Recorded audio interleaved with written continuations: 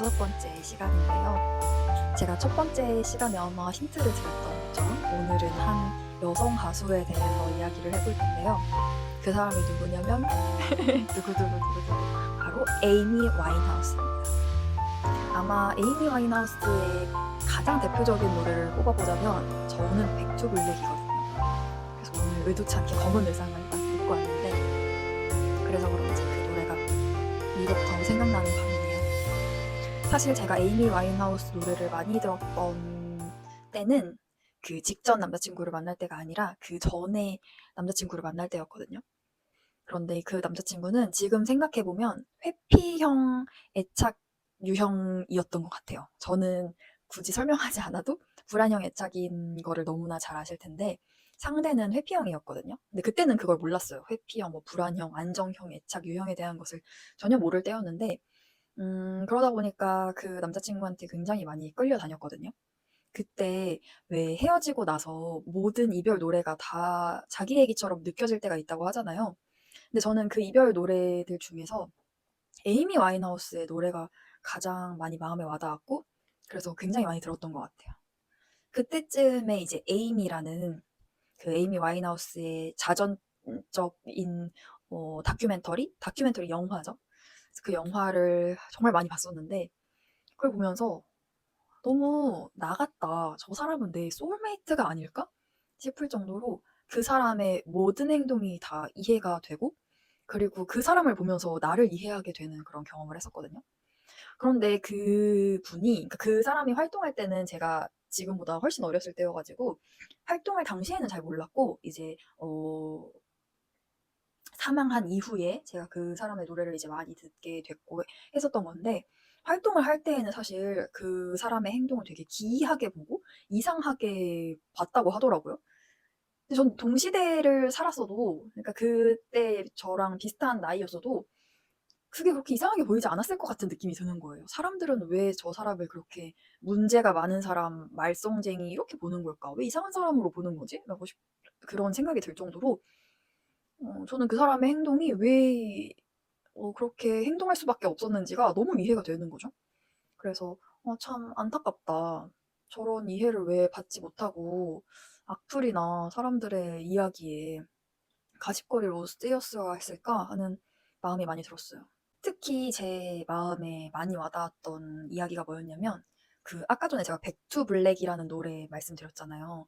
그 백투 블랙이라는 표현이 사실 많이 쓰는 표현은 아니거든요. 백투 블랙. 근데 그 블랙이라는 표현을 왜 썼을까 저는 몰랐는데 그 다큐멘터리 영화를 보니까 그 얘기가 나오더라고요. 그 남자친구의 이름이 블레이크였대요. 남편이죠, 남편. 그래서 그 전 남편 이름이 블레이크였는데 그 사람이 연애할 적에 에임이랑 같이 이제 연인 아닌 연인 관계? 그러니까 이걸 또 역사를 설명을 해 줘야 되나요? 블레이크가 원래는 여자친구가 있었어요. 근데 클럽에서 에이미를 만나 가지고 어떻게 보면 바람을 핀 거죠. 그래서 바람을 피는 관계를 지속을 하다가 블레이크가 "아 나 근데 내 여자친구랑 못 헤어지겠어." 하고 그 여자친구에게 다시 돌아갑니다. 에이미는 굉장히 상심을 했겠죠. 나랑 거의 연인 관계처럼 그렇게 잘 지냈으면서 자기 여자친구랑 못 헤어지겠다고 여자친구한테 가버린다고?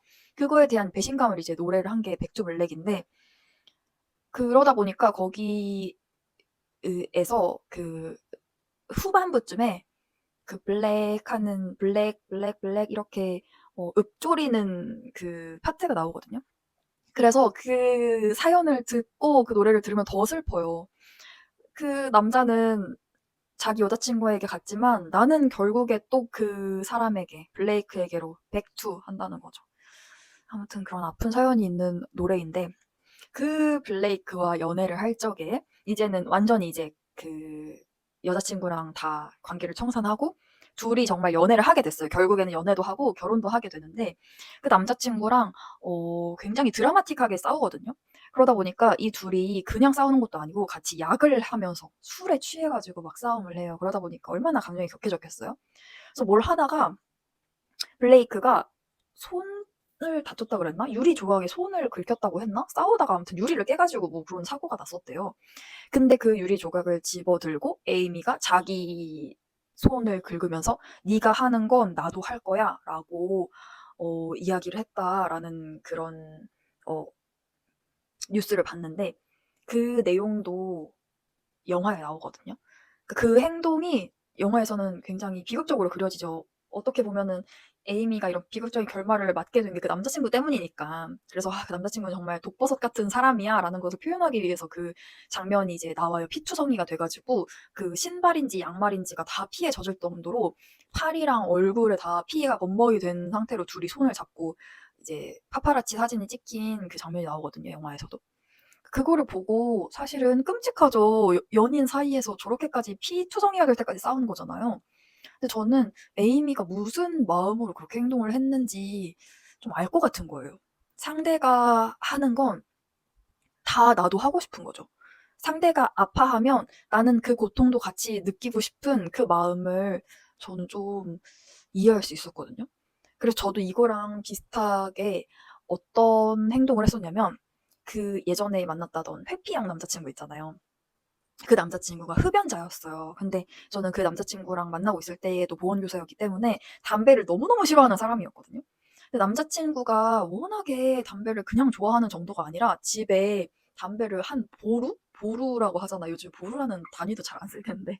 담배를 보루로 막 이렇게 쌓아놓고 그 편의점 가가지고 담배 사는 게 귀찮아가지고 자기가 피우는 담배를 이렇게 쌓아놓고 필 정도로 애연가였어요. 그러다 보니까 저는 남자친구가 담배를 끊었으면 좋겠다고 생각을 했지만 차마 끊으라는 말도 못 했던 거죠. 남자친구가 담배를 너무 좋아하는 걸 알고 저도 남자친구를 너무 좋아했기 때문에 제가 그거를 담배를 끊어라 라고 말하는 것도 이제 미안한 그런 지경이 된 거예요. 그러다가 나중에 헤어질 때쯤에는 제가 그 친구가 피우는 담배를 받았다가 담배를 사서 피웠어요. 그게 제가 담배를 진짜 싫어하거든요. 그리고 담배에 무슨 종류가 있는지도 모르는 사람이에요. 그래서 뭐 나중엔 이제 들었는데 담배도 미리가 있다면서요. 1 미리 담배가 있고 뭐 니코틴도 뭐 몇 퍼센트가 있고 그런 게 있대요. 근데 그런 것도 전혀 모르고 저는 담배 종류를 모르니까 남자친구가 피웠던 담배 이거랑 똑같은 걸 사서 피워야겠다 하고 담배를 피웠던 거죠.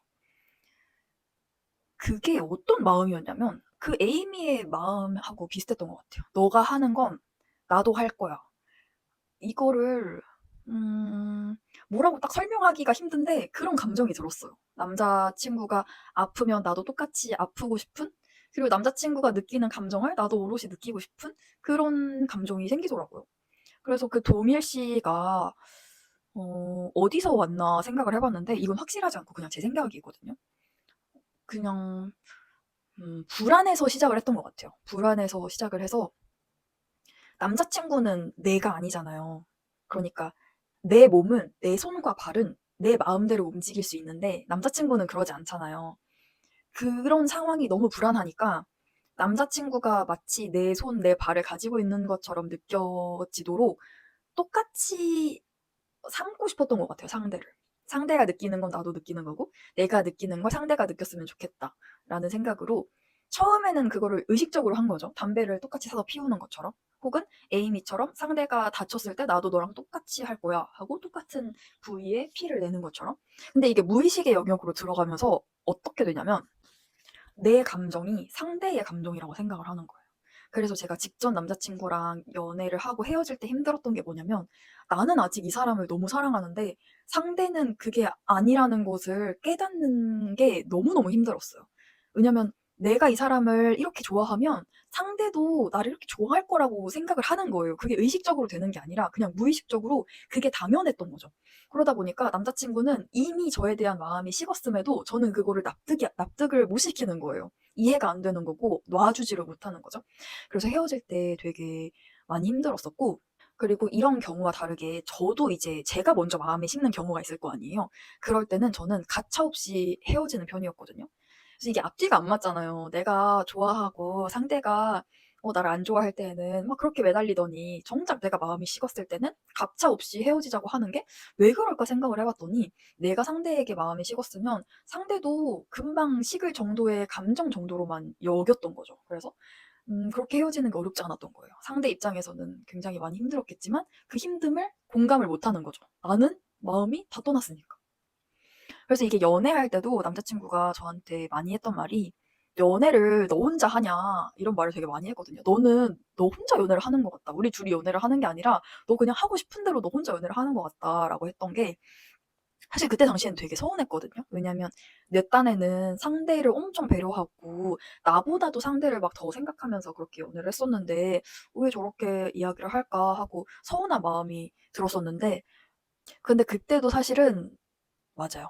이기적으로 그냥 내가 하고 싶은 대로 했었던 거죠. 그래서 상대는 얘가 전혀 내가 원하는 게 뭔지도 모르고 내 기분이 뭔지도 모르고 그냥 자기 마음대로만 연애를 하니까 엄청 답답하다는 생각이 들었겠죠. 그래서 쌍방향으로 연애가 이루어지는 게 아니라 오로지 직선 방향으로 일방향으로만 연애가 이제 진행이 되니까 좀 답답한 마음이 들었을 것 같아요.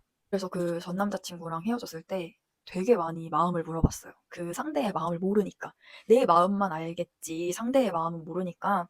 그래서 지금 현재 마음 상태가 어떤지, 그리고 지금 만나고 있는 그 사람을 얼마나 사랑하는지 이런 것까지를 제가 다 일일이 코치코치 물어봤거든요. 그래서 상대는 사실 어떻게 보면 그냥 "헤어져."라고 하고 헤어지면 간단한 문제인데, 그 헤어짐의 과정들을 또 하나하나 회상을 하면서 설명을 하려니 얼마나 힘들었겠어요. 그 사람한테도 그건 상처거든요.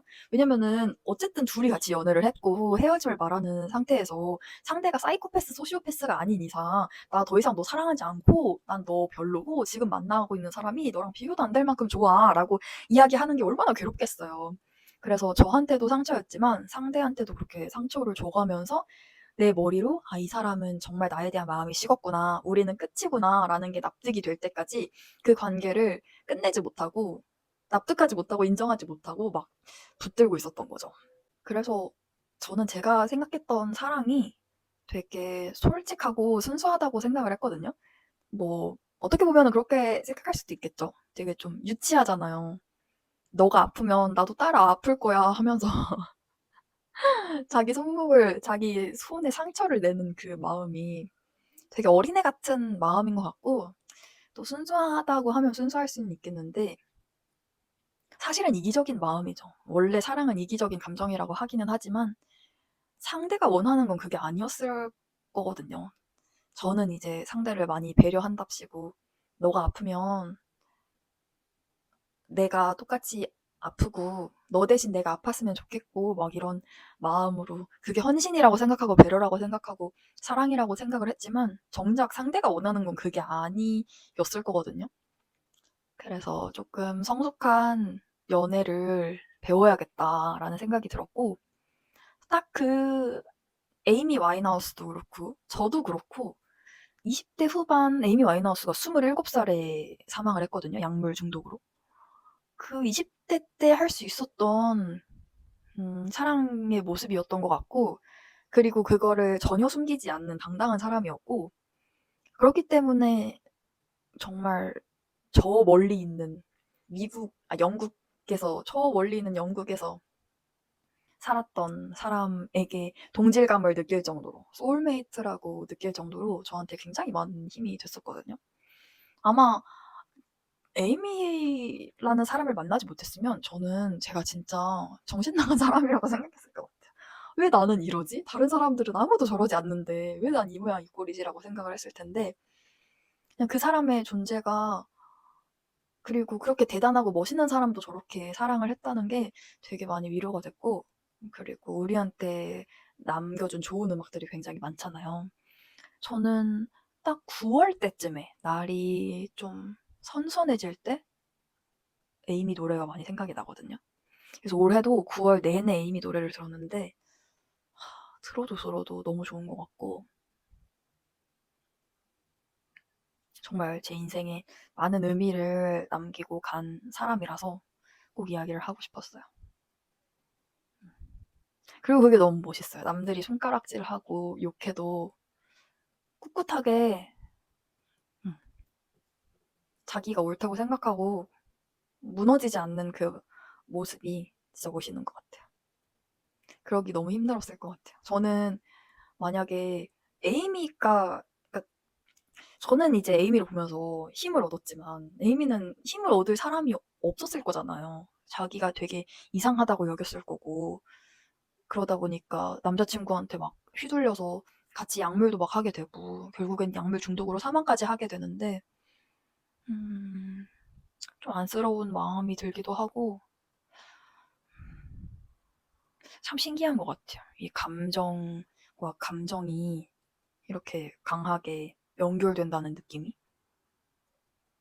그래서 저는 요즘에도 에이미 노래를 들으면서 굉장히 많이 위로를 받고 있고, 그리고 저랑 비슷한 분들도 혹시라도 에이미 와인하우스를 모르는 분들이 있을 수도 있잖아요. 너무나 전설적인 가수지만 요즘 친구들, 젊은 사람들은 잘 모를 수 있기 때문에 정말 꼭 강추합니다. 너무나 매력적인 가수고 너무너무 사랑스러운 가수입니다. 에이미 와인하우스. 오늘은 한번 에이미 노래를 들어보시는 것을 추천드립니다. 특히나 백투 블랙. 너무나 명곡이거든요. 꼭 한 번씩 들어보세요. 저는 가보겠습니다.